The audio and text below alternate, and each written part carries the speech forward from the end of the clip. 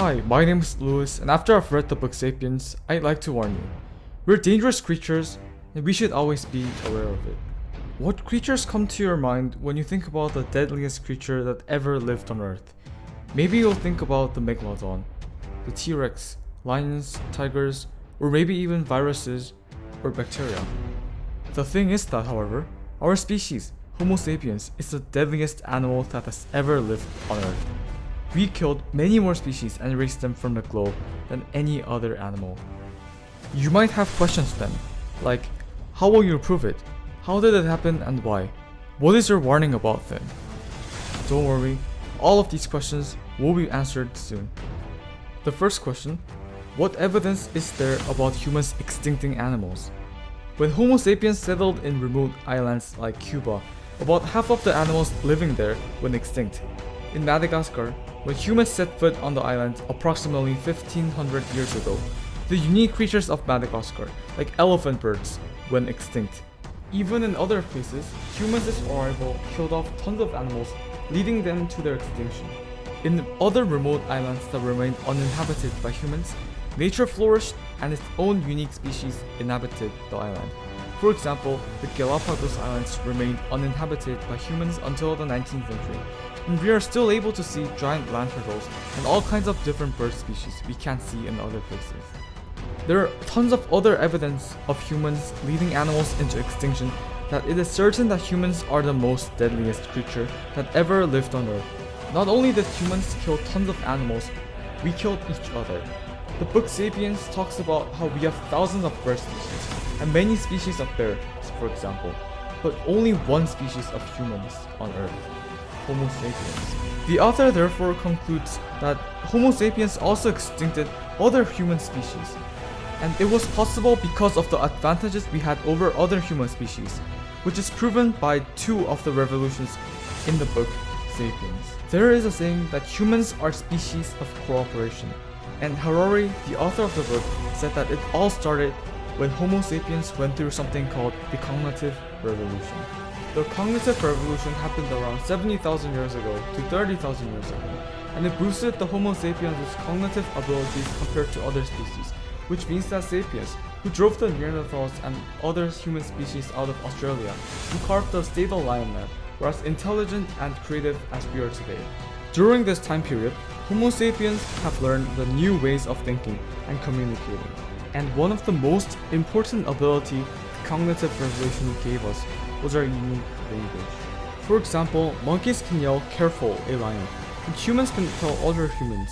This morning, near the bend in the river, I saw a lion tracking a herd of bison. Not only does our language help us describe things better by creating infinite number of sentences with limited number of sounds and signs, it helps us create gossiping and lying, which is essential for cooperating in big numbers. By gossiping, people are able to be unified under one idea, which later created cities and then later empires that gave us superiority over other species. It is said that the natural size of a group bonded by gossip is about 150 people. This means that when the Neanderthals and other human species formed small tribes of tens of people, Sapiens created small cities of about 150 people with our unique language. The ability to lie and imagine were also important abilities we earned from the cognitive revolution. When a group formed by gossiping goes over 150 people, it is said that it is hard to maintain the group because when the number gets bigger, it is harder to remember and know all of the people. And imagination and lying was able to create a much bigger group because of these reasons. This ability to lie and imagine created fictional myths and fictional things, like governments, laws, religion, creating larger groups and maintaining it with the fictional ideas that connects the people as one. For example, even today, countries are held under fictional things people made up, like the country's constitution, the government, the laws, job titles, currency, and more. This ability to believe and make something that doesn't exist in the real world is an exclusive ability only for Homo sapiens, and this is why we have countries with over millions of people cooperating with each other without actually knowing most of the people. The second revolution that I'm going to talk about is the scientific revolution. In the past 500 years, the population of Homo sapiens has grown 14 times more, but the production rate grew 240 more times, and the energy consumption has grown 115 times more. Just by looking at the growth rates, we can assume how big the scientific revolution was when it comes to the progress of humanity.